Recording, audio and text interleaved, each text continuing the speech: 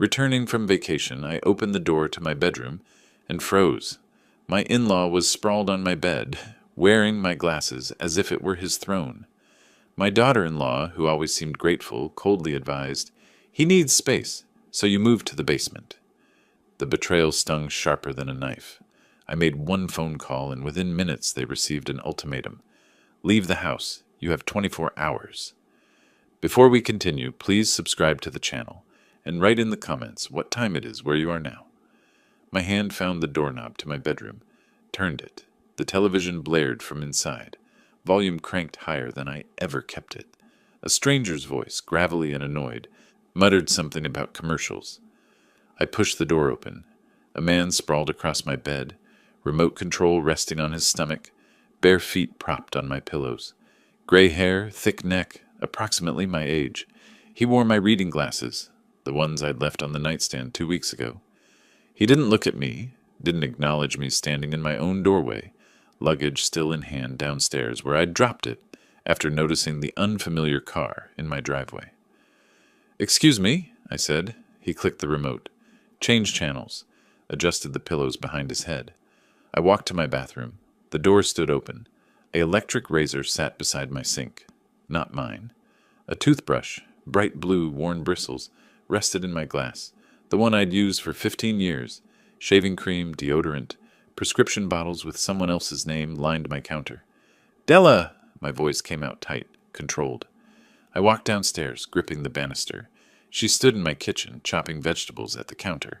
The radio played softly. She hummed along. "Della, there's a man in my bedroom." "That's Dad." She didn't look up. The knife continued its rhythmic thunking against the cutting board. "He moved in last week." "Moved in? Nobody asked me. You were gone." She scraped celery into a bowl. "Dad needed a place." I stood there, watching her wipe her hands on a dish towel, the casual way she turned, finally meeting my eyes. No apology, no explanation beyond the bare facts. "He needs the master suite, you understand." "I understand this is my house." She sighed, set down the towel. "Then take the basement. Dad needs space. His back. He can't handle stairs well." "The basement? In my own home?" "After everything with Roy, you owe me that much." The words hit like a fist. Roy, my son, dead 3 years now. She knew exactly what she was doing, weaponizing his memory. I clenched my jaw, felt my molars grind together. My hands formed fists at my sides. "We'll discuss this." Nothing to discuss. She picked up the knife again. "It's decided." I walked away, down the hall to my home office, the one room that still felt like mine. I closed the door, leaned against it. The property deed sat in my filing cabinet exactly where I'd left it. I pulled it out, spread it across my desk. My name, Calvin James Wallace. My address, my house. Purchased 23 years ago, paid off 12 years ago, mine. Behind the closed door, I heard Stuart's heavy footsteps on the stairs. The refrigerator opening, ice clinking into a glass. My whiskey bottle being unscrewed. I recognized the sound of that particular cap, the creak of my leather recliner as he settled into it. Della had lived here 5 years, month to month. $300? I'd offered it after Roy died, when she said she couldn't afford her apartment anymore. Temporary, she'd promised, just until she got back on her feet. 5 years of temporary. I sat at my desk, pulled out my phone, scrolled through contacts until I found the name I needed. Martin Cho, property attorney. My finger hovered over the call button. From the living room, Stuart's voice boomed at the television. A beer can cracked open. My beer, from my refrigerator. Della laughed at something he said. In my kitchen. In my house. I pressed the button. The phone rang twice. "Calvin? It's been a while. What can I do for you?" Martin's voice, professional and familiar. I'd used him for the property purchase, for the refinancing. He knew the house's history. "I need a termination notice sent tonight. Tenant in my home." "How long have they been there?" 5 years, month to month. $300 a month. Papers rustled on his end. "And they're refusing to leave?" "They're refusing to acknowledge I own the house."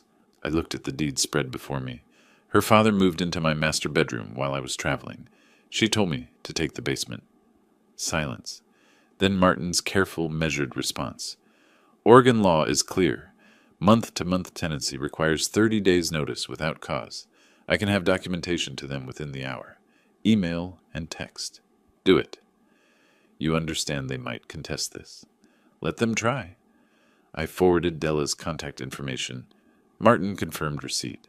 Promised the notice before I finished dinner. I thanked him, ended the call. Set the phone on my desk beside the deed. 47 minutes later, my phone buzzed. Martin's text. Notice sent. Check your email for copy. From the kitchen, Della's phone chimed. Once, twice. I heard her pick it up, the silence as she read. Then her footsteps, quick and hard across the hardwood floor. She didn't knock. What is this? She waved her phone at me. Screen glowing with Martin's formal letter. Legal notice. 30 days to vacate. You can't be serious. I'm completely serious. After everything I've done? Everything, Roy. Don't. I didn't raise my voice. Didn't need to. This isn't about Roy. Her face flushed. You told me I could stay here as long as I needed. I told you that 5 years ago. Things change. I've put money into this house. $15,000 in repairs. You've paid $300 a month. I have the records. I opened my desk drawer, pulled out the rental ledger. 5 years of payments, documented and deposited. Market rate for this house would be $1,800 monthly. You've paid a fraction. Stuart appeared behind her in the doorway, still wearing my bathrobe. I noticed that now. Navy blue terry cloth, the one my sister gave me for Christmas. You're making a mistake, Wallace. The mistake was allowing this situation to begin with. You think some lawyer letter scares me? He stepped into my office, uninvited. Della moved aside. He was bigger than me, broader through the shoulders, younger by maybe 5 years. Former construction worker, Della had mentioned once. His hands looked like they'd swung hammers for decades. I think you have 30 days to find somewhere else to live. I stood up, claimed my own space behind my own desk. Or what? You'll call the police? If necessary. This is my house. Leave my office. Stuart leaned forward, palms flat on my desk. You sure you want to do this? Old man living alone? Accidents happen. Is that a threat? Just pointing out facts. And threats are documented. I'm documenting everything now.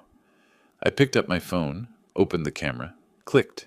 His face, his hands on my desk, the bathrobe that wasn't his. Everything! He straightened, smiled without warmth. You do that. Won't change anything. Della grabbed his arm. Come on, Dad. You'll regret this, she said from the doorway. Everyone will know how you treat family. You're not family anymore. You're a tenant who's been given notice.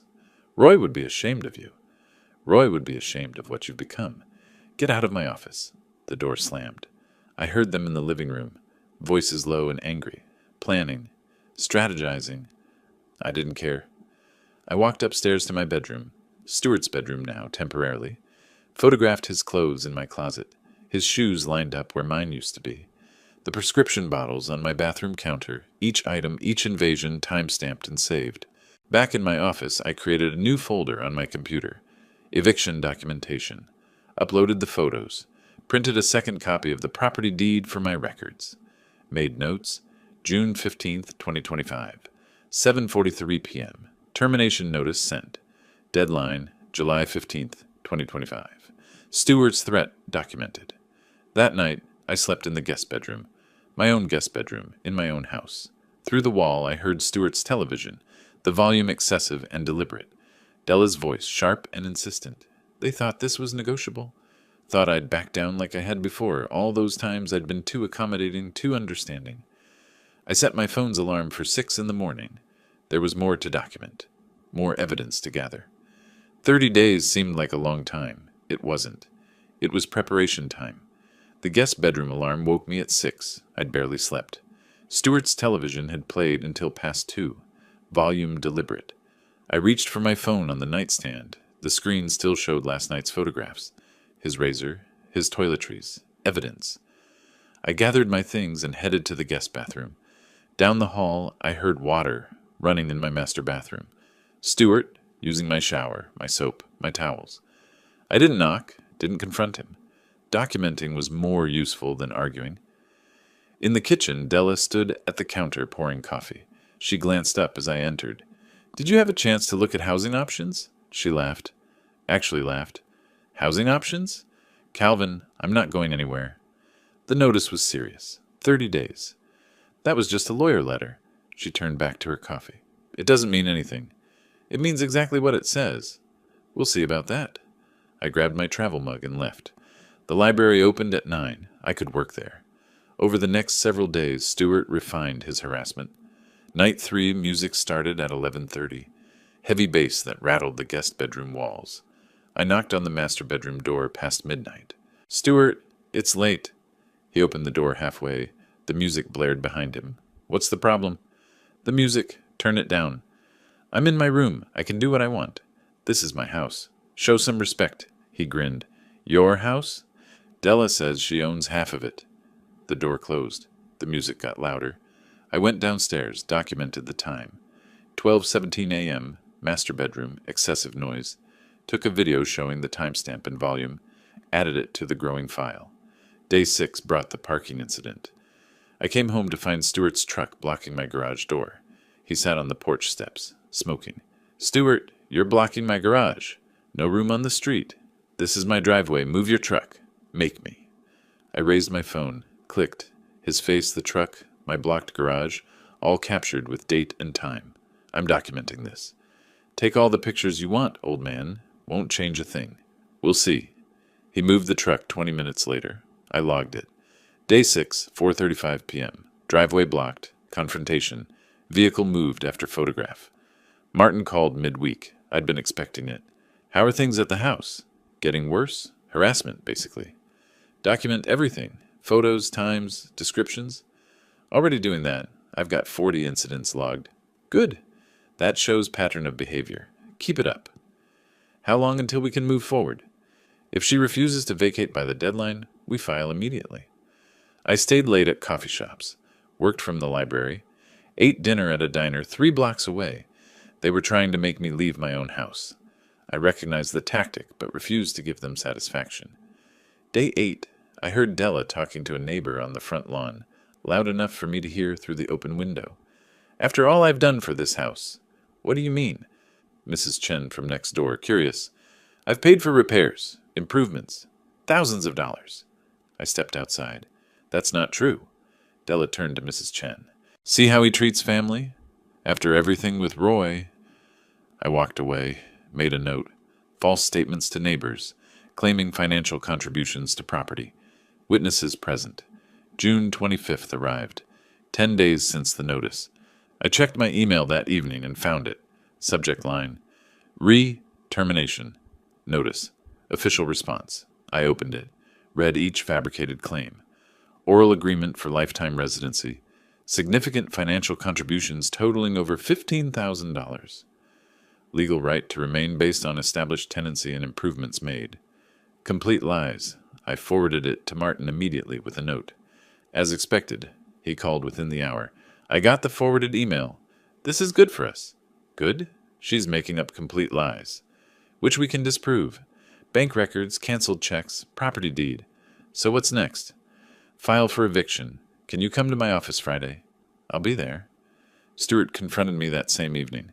Found me in my office, reviewing the documentation spreadsheet. 43 incidents. 67 photographs. Every email exchange. "What's with all the pictures?" "Documenting damage and violations." "That's harassment. I could report you." "Report me for photographing my own property." He stepped closer to my desk. "You're making this personal." I didn't back down. "You made it personal when you moved into my bedroom." "Careful, Wallace." I raised my phone between us. "Say that again. On camera this time." He walked away, muttering something I didn't catch. I added the incident to my log. Verbal threat, attempted intimidation, withdrew when recording began. The next 2 evenings, I organized everything. Created a timeline, cross-referenced with bank statements. Property taxes I'd paid alone. Utilities in my name. The mortgage I'd paid for 23 years. 3 file folders by Thursday night. Everything I needed to prove what was already obvious. I sat in my home office, the only space still mine, and reviewed the calendar. Friday, June 28th. The meeting that would start the formal process. Martin's office opened at 9. I planned to be there early. The downtown parking garage was half empty at 8:40. I pulled into a spot on the 3rd level, gathered the file folders from the passenger seat. My hand touched the property deed on top. Solid. Real. Mine. Martin's office occupied the third floor of a modest professional building. Glass door, clean lettering. Martin Cho, Property Law. The receptionist looked up as I entered. "Mr. Wallace? Martin's expecting you. Go right in." Martin stood as I entered, extended his hand. Professional space, not luxury. Practical furniture, law books lining one wall, windows overlooking the street below. "Calvin, good to see you. Coffee?" "Please, black." We settled at his conference table. I spread the 3 folders across the surface. Property documents, rent records, incident logs. Martin pulled the property deed toward him first. "Let's start with ownership." He examined it carefully. 1987 purchase date. Mortgage satisfied 2013. My name alone on the title. No ambiguity. "And the rental arrangement?" "Month to month from the beginning." I opened the second folder. 5 years of rent checks. 300 monthly. No written lease beyond the amount. "That actually helps us. No lease means easier termination process." He pulled out the incident log, scanned the entries. 43 documented violations. Noise complaints, property damage, harassment, all photographed and time-stamped. He reached the email from Della, read it slowly, made notes in the margin. "Lifetime residency agreement." She's claiming this? "Complete fabrication. No such agreement exists." "Do you have anything in writing that could be misconstrued?" "Nothing. I offered temporary housing after my son died. She's been here 5 years." "That's all?" Martin nodded, opened his laptop. "Here's what happens next. We file a complaint for possession with the court." "How long does that take?" "Filing is today. Hearing will be scheduled 3 weeks out, roughly." "And if the judge rules in my favor?" "She's ordered to vacate immediately. If she doesn't, sheriff enforces it." "Good." He turned the laptop screen toward me. "Legal form, partially completed. I need to be transparent about costs. Court filing is $283. And your fee?" $3,200 retainer. Covers preparation, hearing, follow-up correspondence. So $3,500 total to start? Essentially, yes. Could be more if she contests aggressively, but unlikely given these facts. I thought about the numbers. 5 years at $300 monthly. $18,000 total. Market rate would have been $2,400 monthly. $144,000. I'd lost over $125,000 in potential rental income. $3,500 to reclaim my house seemed reasonable. "Let's do it," Martin typed while I provided information. Names, dates, addresses. He printed the draft complaint, passed it across the table. I reviewed each line. Plaintiff, Calvin James Wallace. Defendant, Della Wallace. Additional occupant, Stuart Morrison. Grounds, termination of month-to-month tenancy, refusal to vacate after proper notice. "Sign here, initial here and here." I signed. Martin witnessed it. "This authorizes me to represent you and file on your behalf." "When does she get served?" "Sheriff will serve her within 3 to 5 days." I pulled my checkbook from my jacket pocket. Wrote carefully, $3,483. Signed it, tore it out, handed it across. "Worth every penny to get my house back." Martin wrote a receipt on firm letterhead. We both signed a retainer agreement. He logged into the Oregon e-filing system while I watched. Uploaded scanned documents. Entered case information. Submitted. A confirmation number appeared on screen. "Done. She'll be served soon." He printed the confirmation page, added it to my copy of the file. "When she's served, she'll probably contact you. And I should refer her to me. Don't discuss the case. Don't negotiate." "What if she offers to leave voluntarily now?" "Too late. We're in the court system. Let the process work." I left his office at 10:30, drove home through morning traffic. The meeting had taken 90 minutes, changed everything. That afternoon, I sat in my home office reviewing the filed complaint when a sheriff's vehicle pulled into the driveway. I watched from the window as a deputy in uniform approached the front door. Knocked. Della answered. "Della Wallace?" "Yes? What is this?" "Summons and complaint. Eviction proceeding. You're required to respond." She took the papers, stared at them. "Wait, what? I don't—" "Information is in the documents. Have a good day." The deputy left. Della stood in the doorway, opened the envelope. Her face changed as she read. Shock, then something closer to panic. She called for Stuart. 5 minutes later, hard knocking on my office door. Calvin Calvin, open this door. I opened it. She waved the papers at me. What is this? A lawsuit? Eviction proceeding. You refused to leave. I thought you were bluffing. I wasn't. I'm not. You have a hearing date? July 18th. Her voice rose. Where am I supposed to go? You're just throwing us out. You had 30 days' notice. You refused. We can talk about this. We can work something out. No, we can't. All communication goes through my attorney now. Calvin, please. Martin Cho. His contact information is on the complaint. I closed the door, locked it. I heard her standing there, breathing hard, then footsteps retreating. That evening, through the walls, I heard Della on the phone. Need help with an eviction case? Pause. No, I'm the tenant. He's the landlord. Another pause, longer. But I have rights. I've lived here 5 years. Her voice grew frustrated. How much? That's your lowest rate? Silence. I'll call you back. Stewart tried his intimidation routine later, found me in the kitchen making tea. You made a big mistake, Wallace. The only mistake was letting you move in. You think some judge is going to side with you? Yes, I own the house. You're trespassing. Pretty simple. Nothing's simple. You'll see. July 18th, courthouse. Be there. He walked away, less confident than before. The summons had made it real. The next several days brought strange quiet. Stewart stopped the late-night music.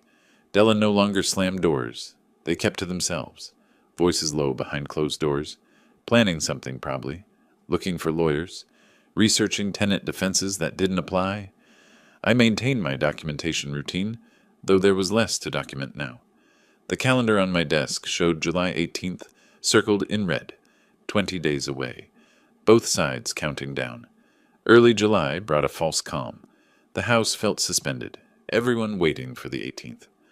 I reviewed my evidence each morning, the property deed, 5 years of rent deposits, contractor invoices proving every repair came from my accounts. The case seemed straightforward. Tenant refuses to leave, landlord goes to court. Simple. The envelope arrived July 3rd. Official court letterhead thicker than expected. I opened it standing at my kitchen table. Counterclaim. Della had filed a counterclaim. I read the first page twice. Defendant asserts plaintiff promised her lifetime residency in the family home following the death of Roy Wallace. My hands tightened on the paper. Defendant paid approximately $15,000 for property improvements and repairs. Complete fiction. Every word. I grabbed my phone, dialed Martin's number. Martin, I just received something from the court. Della filed a counterclaim. That's not unexpected. What's she claiming? That I promised her the house. That she paid $15,000 for repairs. Both false, I assume. Completely false. Every repair came from my accounts. Then we prove it. I need bank statements, contractor invoices, everything. I spent that afternoon in my home office pulling files from cabinets. Bank statements going back 7 years. Every credit card statement showing home improvement charges. I found the contractor invoice for the roof repair in 2022. $4,800. My check number right there. The water heater replacement, $2,200. My credit card. New windows, $6,300. Kitchen appliances, $1,800. Every single expense, all mine. I photographed each document, created a spreadsheet, cross-referenced dates with my records of Della's rent payments. She'd paid $300 monthly for 60 months, $18,000 total, not a penny more. And she was claiming $15,000 in improvements? Martin called back that evening after reviewing my scanned documents. This is good for us. Her claims are provably false. Will it work, the counterclaim? Not if we have documentation. Do you have proof of payments? Years of bank statements. Every contractor was paid by my checks. Perfect. We'll attach those to our response. Her claims will fall apart. What about the judge? What if the judge will see bank records? Numbers don't lie. Still, something shifted in me. I'd assumed truth was enough.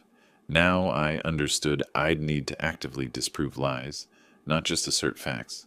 The burden had moved. By the end of the week, Martin filed our response, point-by-point refutation.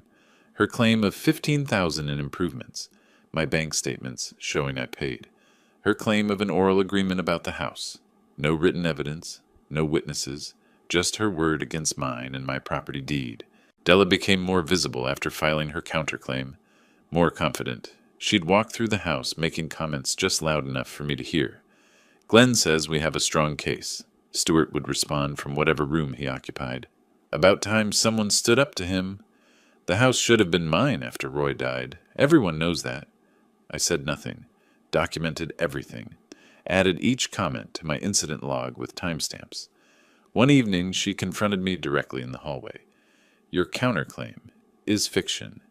It's the truth. You know what you promised. I promised you affordable rent, nothing more. Roy would have wanted me to have this house. That stopped me. Don't use my son to justify your lies. The judge will decide who's lying. She walked away. I added it to my log. July 6th, 7:15 p.m. Direct confrontation. Exploitation of Roy's memory for legal advantage. Stewart grew bolder too. Found me in the kitchen one evening. Heard you're scrambling for paperwork. I'm organizing documentation. Della's got her side of the story. Court might believe her. Court will believe bank records and property deeds. We'll see about that, old man. Yes, we will, in 12 days. Martin called July 7th with his final assessment. Her attorney is bottom tier, but he's created complications. Meaning, the hearing will take longer. More questions. More testimony. I can handle that. They'll attack your credibility, question your motives. My motives are simple. It's my house. They refuse to leave. Stay calm on the stand. Let the evidence speak. I spent the next evenings organizing everything into 3 binders. Evidence of ownership, evidence of rent payments, evidence disproving her claims. Each section tabbed and highlighted. Martin called it airtight. But that Thursday night, July 10th, I heard bottles clinking upstairs. Stewart's voice loud and getting louder. I checked the time. After 10. The television volume increased. Della's voice trying to quiet him. Something was building. I could feel it in the walls. I locked my office door before heading to the guest room. The calendar showed the 18th circled in red. 8 more days. The house felt coiled, waiting for something to snap.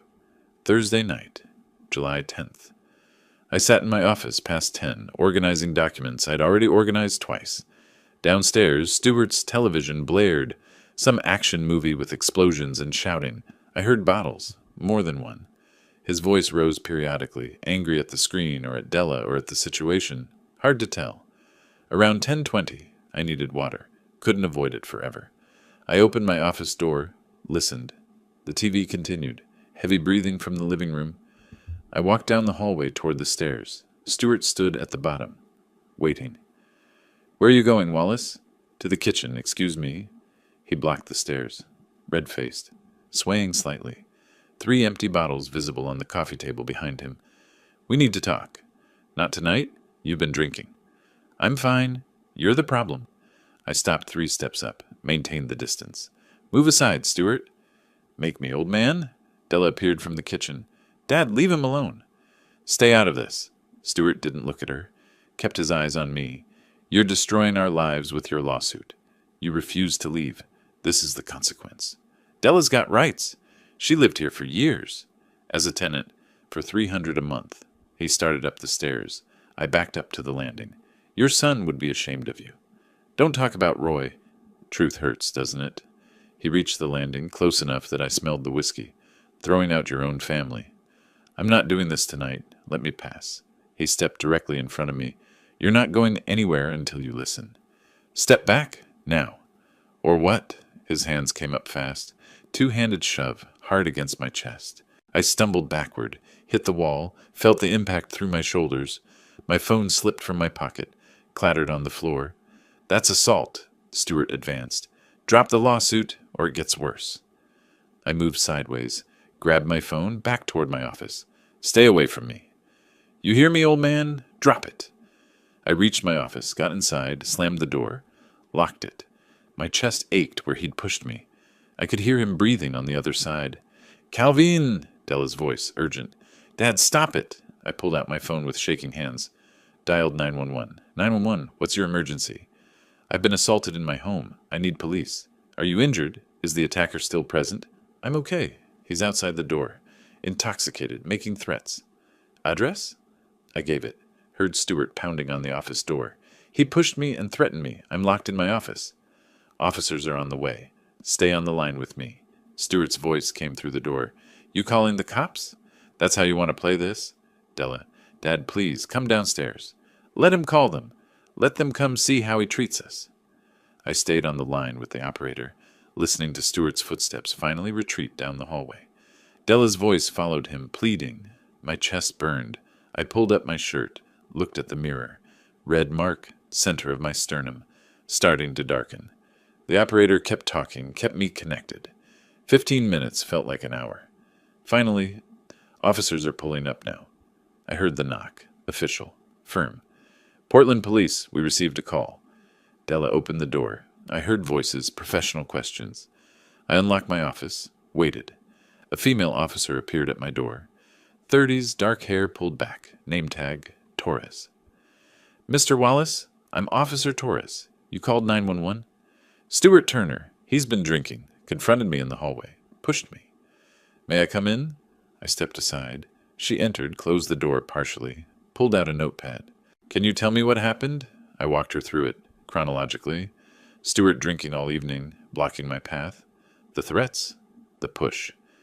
She took notes, asked clarifying questions. Did he make physical contact?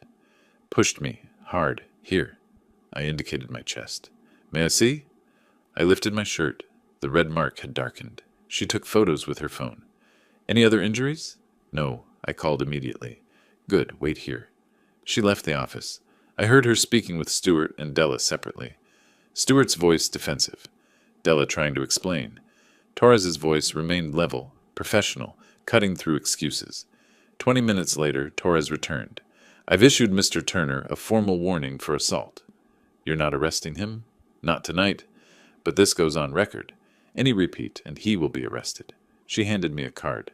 Report numbers on the back. You can file for a restraining order. Is that necessary? Given the situation, eviction case, escalating behavior, I'd recommend it. How do I do that? Courthouse, tomorrow. Bring this report number. You'll get a temporary order quickly. She gave me an information sheet, warned Stuart to stay away from me, warned all of us to avoid contact, left after ensuring the immediate threat had passed. I remained in my office, heard Stuart go upstairs, door slam, Della moving around downstairs, cleaning up bottles. The house settled into hostile silence. Friday morning, I called Martin before 8. Stuart assaulted me last night. Police came. Are you hurt? Bruised. I'm fine. Officer suggested restraining order. Absolutely. We're filing today. This actually helps our case. We went to the courthouse that morning, filed a petition for temporary restraining order, attached the police report, photos of the mark on my chest. The clerk said a judge would review it quickly.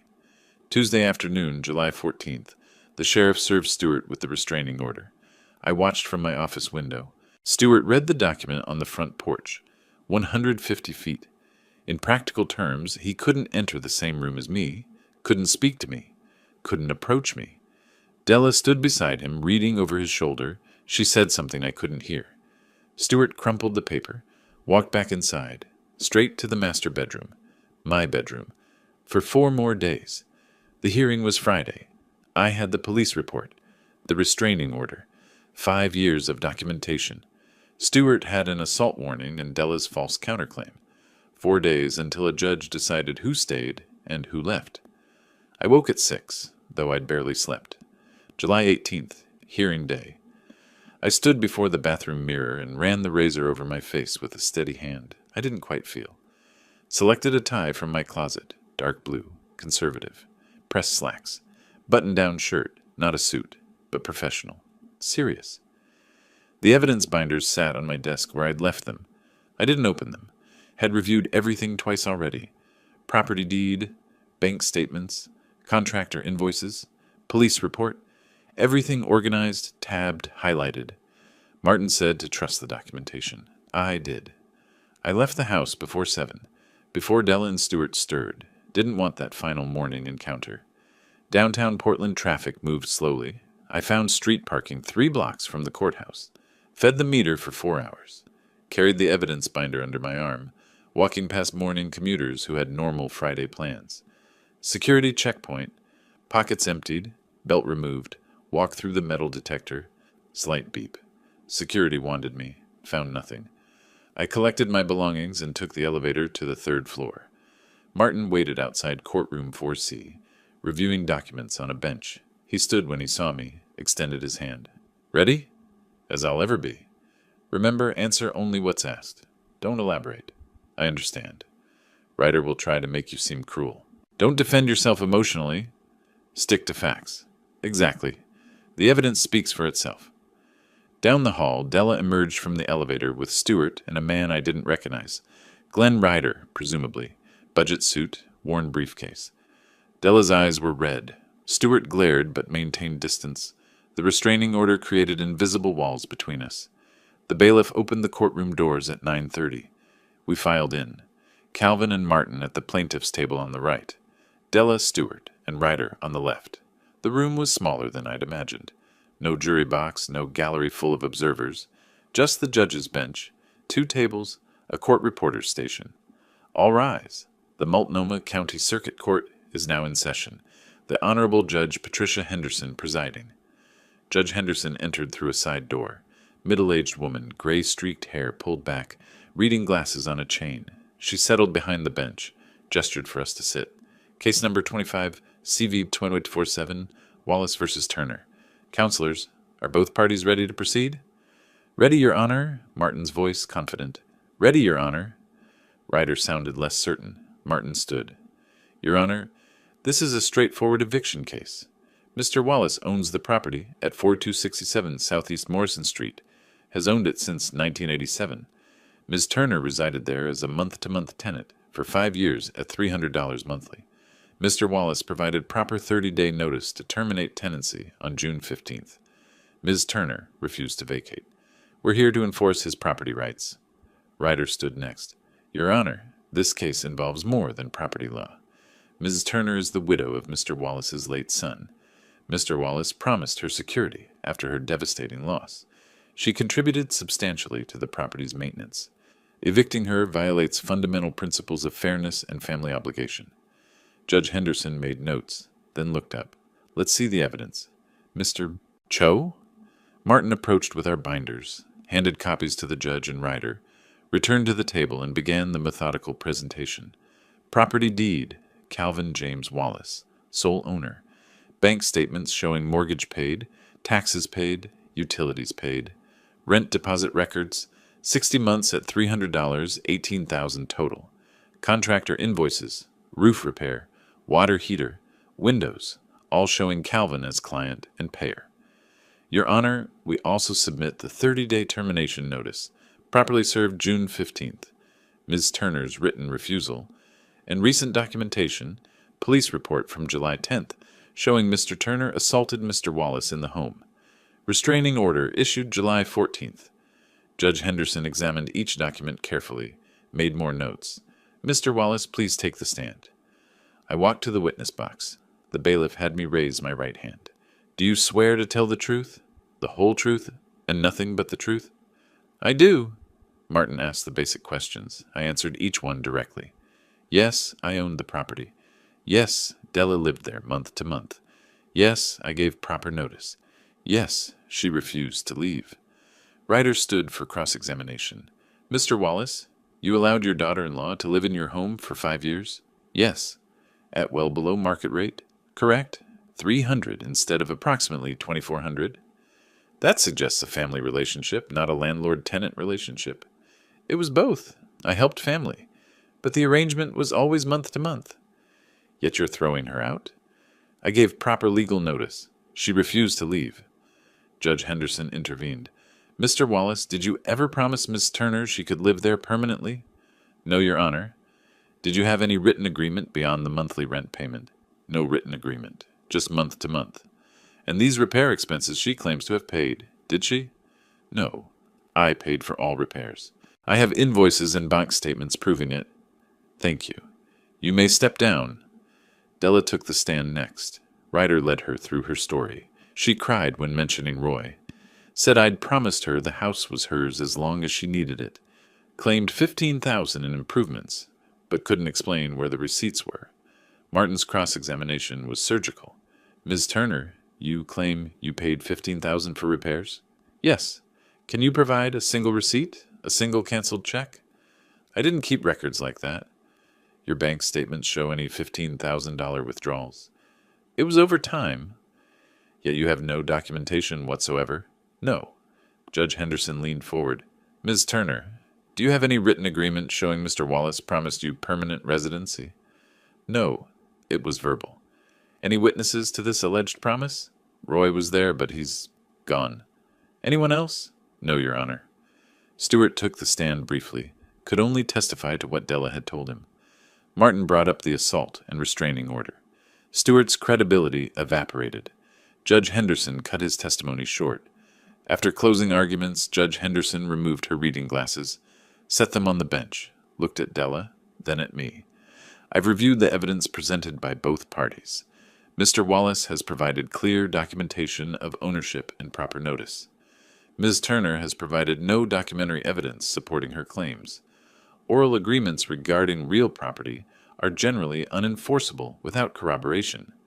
This is a straightforward case of a tenant refusing to vacate after proper notice. I'm granting the plaintiff's petition and issuing a writ of execution.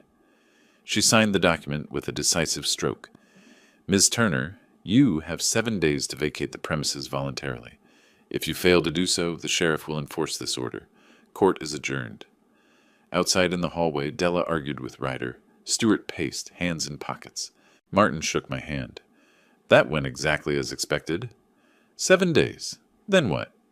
If they're not out by the 25th, sheriff handles it. I walked to my car slowly. The writ sat on the passenger seat, official court seal visible. 7 days for voluntary compliance, then enforcement. I knew Della wouldn't leave quietly. I pulled into traffic and drove home, already imagining what July 25th would look like. July 25th. 7 days exactly. I woke at 6 and marked the calendar. Sheriff, eviction day. The new locks sat on my desk, still in packaging. I'd install them the moment they left. Around 9:30, my phone buzzed. Text from the sheriff's office. Deputy en route. ETA 10 a.m. I made coffee. Heard Della and Stewart moving around upstairs. Doors opening and closing. Muted conversation. They knew today was coming. Had known for 7 days. But knowing and accepting are different things. At 10:10, I heard vehicles in the driveway. Watched from my office window as 2 sheriff's deputies emerged from separate cars. Official uniforms, equipment belts, professional demeanor. They walked to the front door. The knock was different from any normal knock, authoritative, unyielding. Sheriff's office, we have a court order, Della answered. I heard her voice through the walls, high and panicked. What? No, we need more time. Ma'am, you were given 7 days. That time has expired. But we have nowhere to go. I understand, but we have a court order. You need to gather your belongings now. Stewart's voice, angry. This is ridiculous. You have 30 minutes. I suggest you start packing. Chaos erupted above me. Rapid footsteps. Drawers slamming. Closet doors banging. Della's voice making phone calls. Desperate. Pleading. Stewart's heavy footsteps. Angry muttering. I stayed in my office, door locked, listening to my house being dismantled. 20 minutes in, I heard items being carried downstairs. Front door opening repeatedly. Car doors. Trunk slamming. Stewart grunting with effort. More trips. Faster now as time ran short. Then Stewart's voice from outside, loud and directed at my window. You'll regret this, Wallace, a deputy responded immediately. Sir, you have a restraining order. Watch your distance. I'm at my truck. That's more than 150 feet. I remained at my window, silent, watching. This isn't over, Stewart shouted, loading boxes aggressively. The deputy's voice remained level. Sir, load your vehicle and leave. Now. More items carried out. Della making multiple trips, crying. Stewart's truck filling up. Della's car stuffed with bags, boxes, loose items. 30 minutes vanished quickly. A deputy knocked on my office door. Mr. Wallace? They've departed. Premises are clear. I opened the door, thanked him. He handed me an incident report number. You'll want to change your locks immediately. Already arranged. Locksmith is on his way. Good. Call if they return. That would be criminal trespass. The deputies drove away. I stood in the suddenly quiet house and took my first full breath in weeks. Then I started walking. Master bedroom first. The chaos stopped me in the doorway. Clothes scattered everywhere. Drawers left open. Broken ceramic lamp, base shattered deliberately. I photographed it. Red wine stain on the white carpet. Large, dark, fresh. Photographed that too. Furniture scratched deeply, as if someone had taken a key or knife to the wood. More photos. Guest room. Hole punched in the wall, fist-sized. Bathroom. Toiletries everywhere. Mirror smudged. Living room. Another broken item, this time a picture frame. Each room revealed new damage. I documented everything methodically, creating an inventory with my phone's camera. The locksmith arrived within the hour. Changed the front door lock, back door garage. Tested each one multiple times.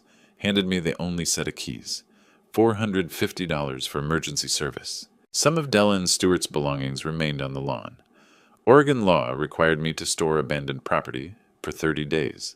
I photographed the items, moved them to the garage temporarily. Would send formal notice about retrieval, covering myself legally. That evening I stood in the doorway of the master bedroom and surveyed what remained. The broken lamp in the trash, the wine stain covered with towels until professional cleaning, the scratched dresser waiting for repair, new locks on every door, every window open to summer air. I'd already emailed the damage photos to Martin. He'd file a civil claim, $3,800 in documented damages, plus 5 years of below-market rent, $2,100 monthly difference, totaling over $126,000. The numbers staggered me, but the house was quiet now.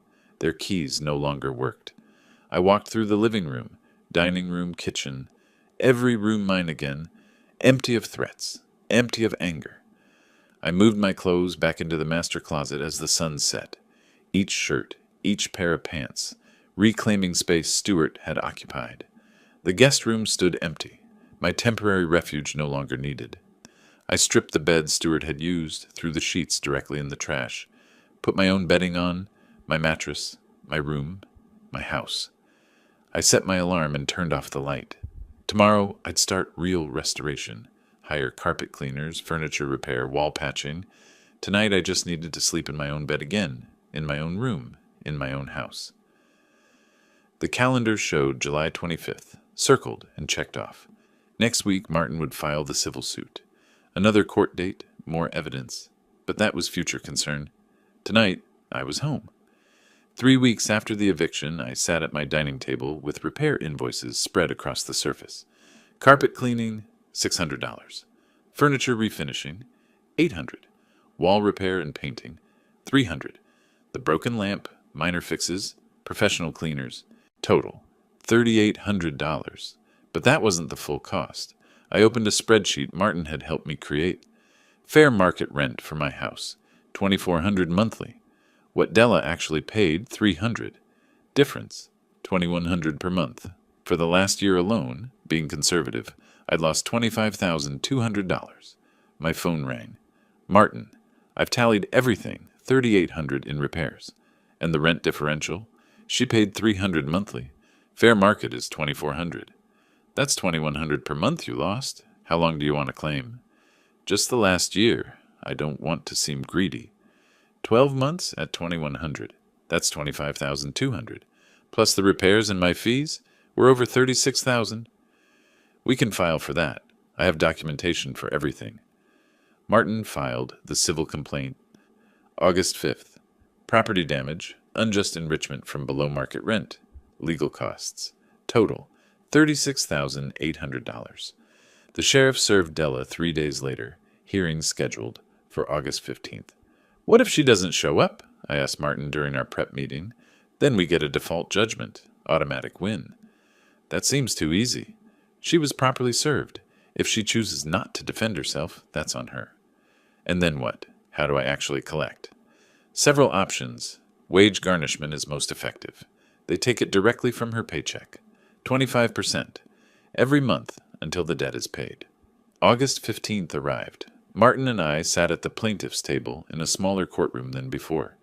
The defendant's table remained empty. 10 o'clock came and went. No Della, no attorney, no one. The judge, not Henderson this time, someone else, reviewed the file. Asked the clerk to confirm service. Clerk verified, properly served August 8th.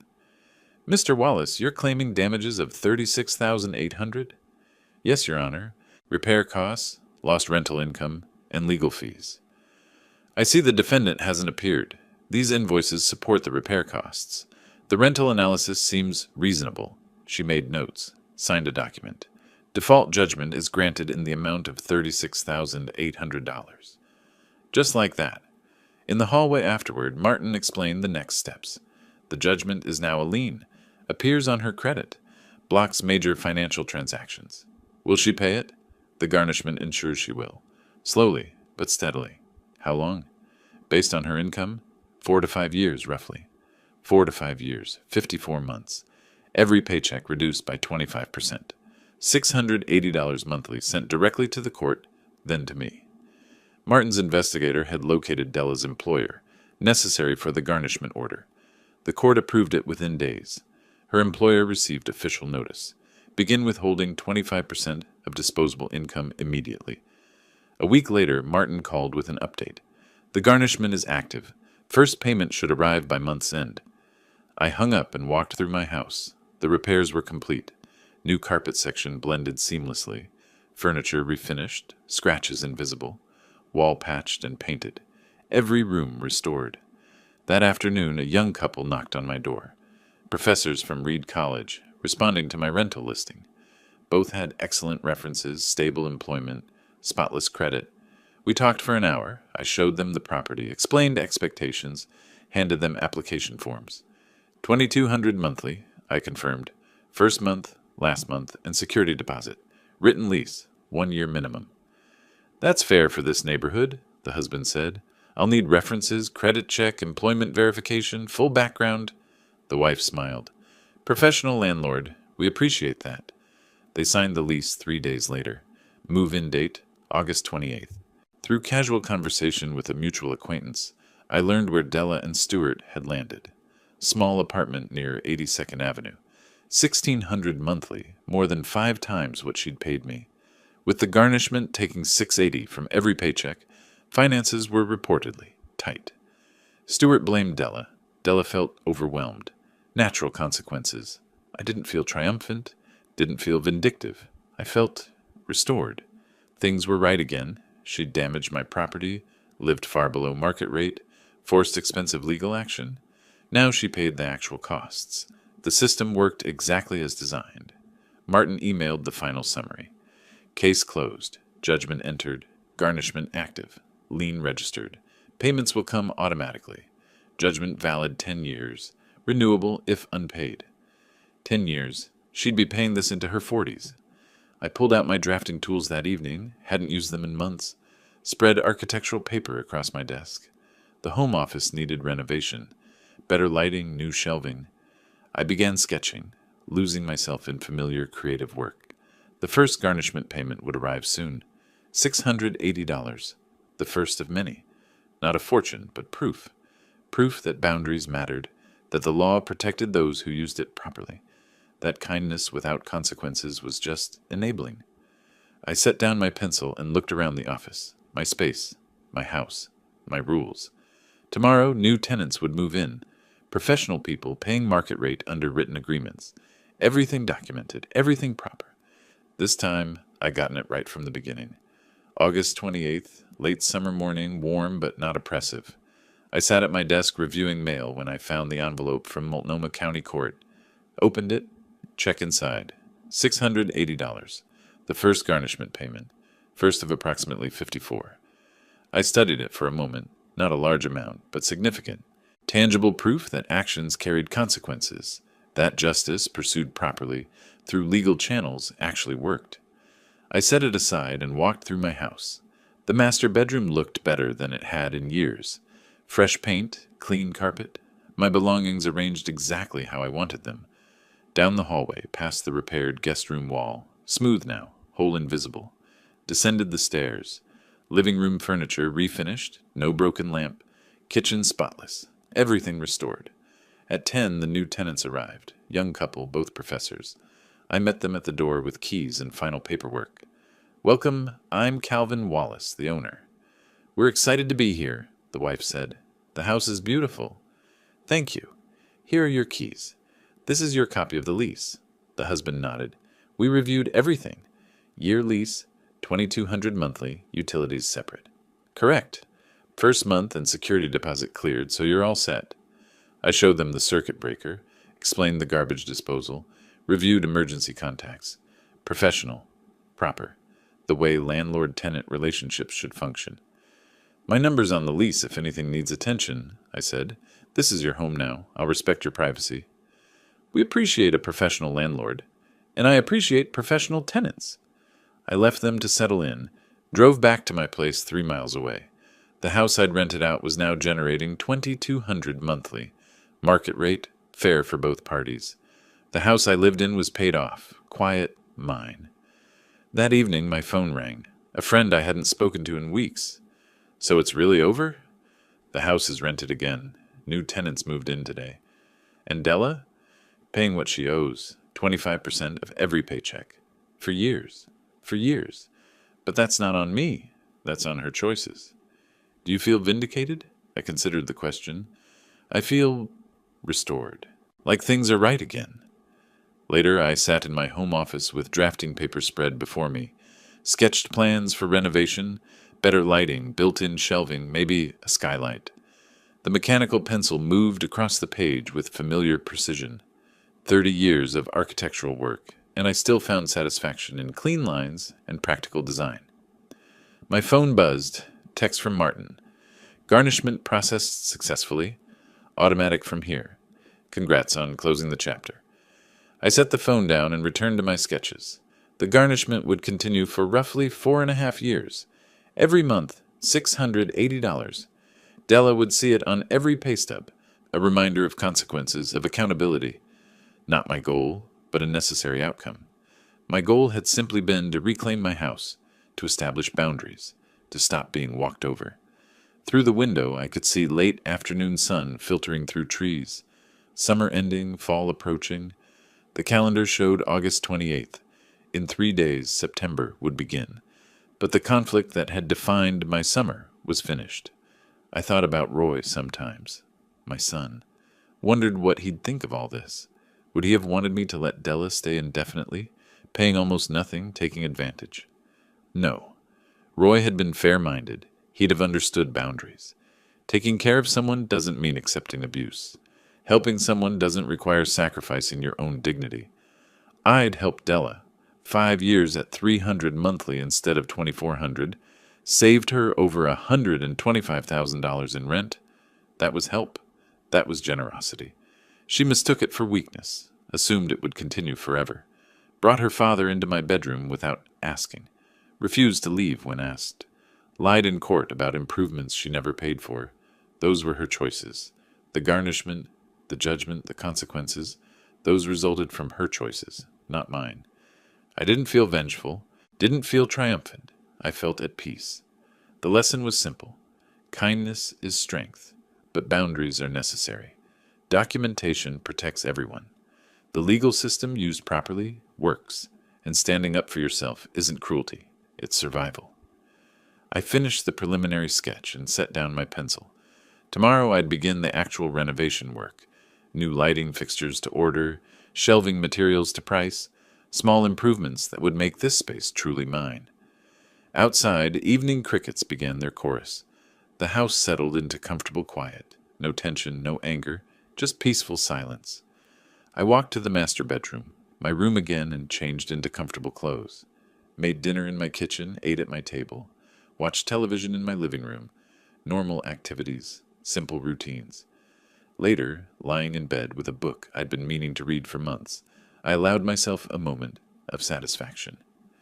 Not about Della's struggles, I took no pleasure in that, but about the restoration, the boundaries, the justice that came from following proper procedures.